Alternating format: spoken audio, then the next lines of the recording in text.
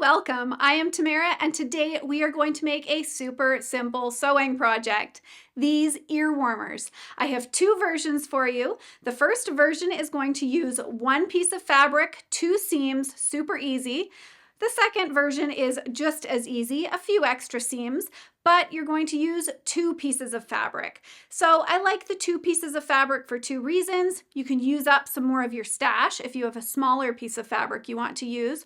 And that inside fabric, the lining, pokes out a little bit and gives it a nice, different kind of look. It is not, however, reversible. So just FYI on that. And as far as fabric goes, I highly recommend that you use fleece. Fleece has a nice stretch to it, which makes it really nice to put on your head and comfortable. However, if you're like me and you're a little bit stubborn and you want to use a fabric that doesn't have stretch, I really wanted a headband that would match my cowl from my previous tutorial. If you do want to make one of these, it's linked in the description down below. But if you're like me and you want to use a non-stretchy fabric, hang out till the end of the video and I'll talk to you a little bit about what I learned using my non-stretchy fabric. So let's jump on in and get started using version 1. Oh, and before we jump fully in, I do want to mention that this tutorial is customizable. So I'm going to give you measurements in regards to the circumference of your head. So if you want to make these for your children, you'll easily be able to do that by following the measurements given.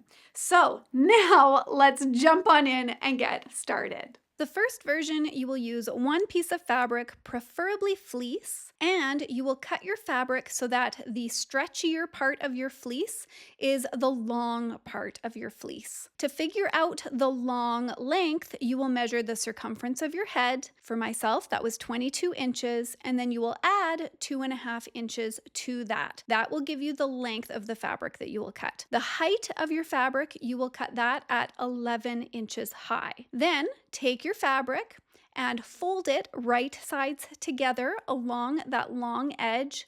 Clip all the way across that long edge, take it to your sewing machine and sew a 1/2 inch seam allowance across that raw edge, starting and stopping with a backstitch. Once you've done that, you can either zigzag along that edge if you think your fabric is the type that will unravel easily. With fleece, I don't find that to be the case, so I'm just going to trim away the excess fabric and then turn my project right side out. Then, with your fingers, just wiggle that seam so that it is neatly lined up along the bottom edge, and then fold this tube in half. I like to use little clips to find that half marking, so I'll clip along both of those edges so that I know exactly where the 1/2 inch mark is on both of those raw edges. And then you will form an arch with this tube, so that both of those raw edges are facing downwards. Then take that right side and lay it on top of the left side halfway, so right up to where that clip is. Then fold one of those ends in towards the other clip and fold again. So you've created a little sandwich of folds here, and of course grab some clips and clip all of that in place as well.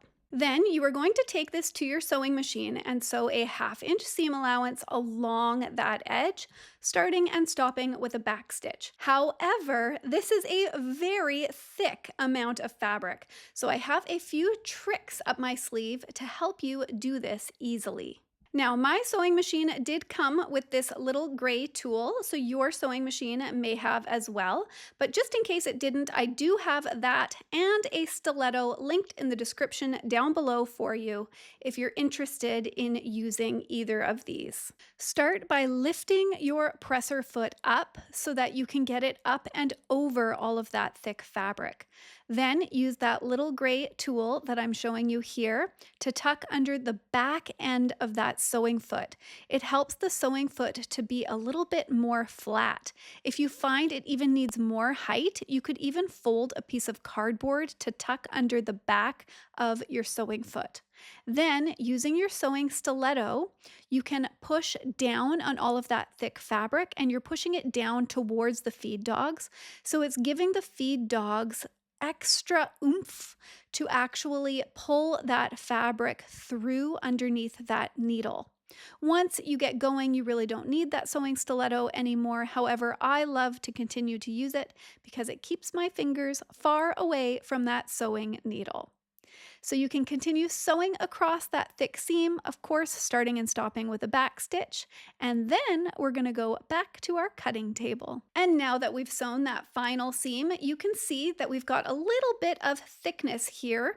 So I'm just going to trim it away because this raw edge actually stays as a raw edge. As you can see, I'm going to pull this open and you can see that raw edge there, but when I flip it around, you can't see that raw edge. And actually, when you put it on, you'll realize that the raw edge isn't even laying against your forehead.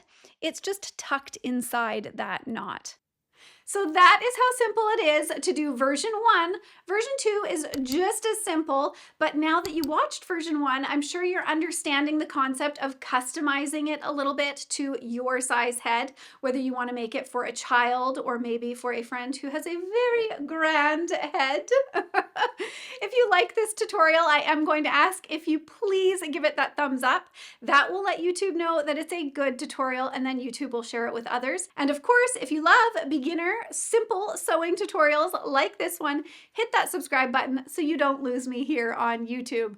Now let's jump on in to version 2. Now, if you're interested in making a headband with 2 different fabrics, again, I still recommend using fleece fabric as it has some nice stretch to it. You will cut out 2 pieces. So once again, you will need the circumference of your head, for myself, 22 inches, plus 2.5 inches in length. Cut the length so that the stretchier part of your fabric is there, and then the less stretchy part of your fabric you will cut at 6 inches high. Then lay these 2 pieces right sides together, clip along both of those long edges, and sew a 1/2 inch seam allowance across both long edges, starting and stopping with a backstitch. Now, as you can see here, there's a little bit of excess in my seam allowance. You can zigzag that excess, or in my case, because I'm just using fleece fabrics, I really don't find a fleece to unravel. I'm just going to trim away a little bit of that bulk before turning this right side out.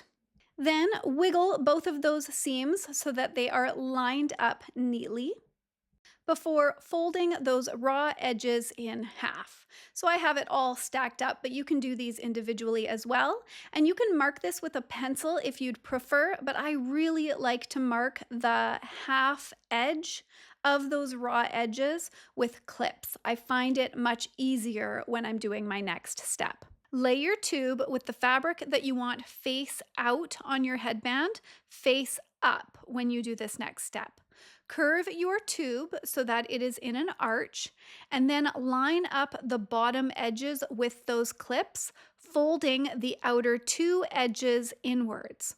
So all of the black, which is the inside lining, is wrapped around the pink, which is the fabric that I want on the outside. Clip along that edge and take it to your sewing machine, sewing a 1/2 inch seam allowance, starting and stopping with a backstitch. If you did not watch version 1 in this tutorial, that is where I walk you through a few extra steps that you can do to make it a little bit easier to sew through all of these thick layers. But I'm going to skip that in this version here and just jump right into trimming away that excess fabric in that final seam before turning the project right side out and proudly looking at my new headband. So we've made version 1 and version 2. Which version are you planning on making? Let me know in the comments down below. But I quickly want to talk about this third option, which I don't recommend, but you know, if you're stubborn like me, then you might want to know this information. So this fabric matches my cowl, which I just love, and I really wanted one to match. However, this plaid fabric that I purchased for this sewing tutorial just wasn't stretchy. I did it anyway, and I just want to show you when I put it on my head, it's pretty snug, hey? It's too snug. So making this, I followed my measurements pretty much exactly. I did shorten it an inch on this side. So instead of 6 inches, I did 5 inches. So if you do want your ear warmers a little bit shorter, you can definitely shorten that length. But if you're using a non-stretchy fabric, what I highly recommend you do is add an extra inch to that length. So you've got your head circumference plus 2.5 inches, up that to 3.5 inches, because I find this to be that kind of snug that's just making my forehead itchy, and I don't really enjoy that. Oh, and another thing that I wanted to tell you is that if you don't really like the knot, what you can do is you can turn this around and you can wear it so the knot is at the back. And what I love about that, because I often wear ponytails, is that my ponytail can be above the knot, which is really nice, and then my forehead still gets that full coverage. So that's another way that you can wear your ear warmer. I hope that you guys are having a wonderful sewing day, and I will see you next time. Bye for now.